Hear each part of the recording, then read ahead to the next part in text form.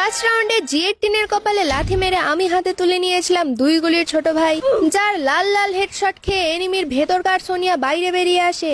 এনিমির last ঠিকানা লাগিয়ে আমি আরেকটা হলুদ পোলারও 12টা বাজাই।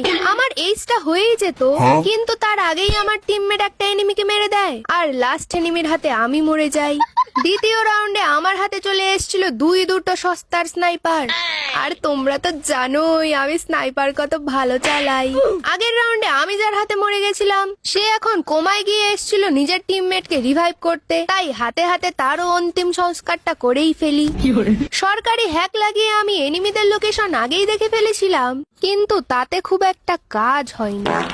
অনেক হয়েছে, এবারে তো ব্রহ্মাস্ত্রের পাওয়ার দেখিয়েই ছাড়বো। একটাকে নক করে আরেকটাকে 150 দিতেই কিলটা আমার চুরি করে নিল। আর মাত্র একটা এনিমি বেঁচে আছে যাকে মারলে আমার হয়ে যাবে এইস, মানে ভিএস কেসকে দিয়ে 2টো কিল, এডব্লিউএম দিয়ে 2টো কিল, এইস।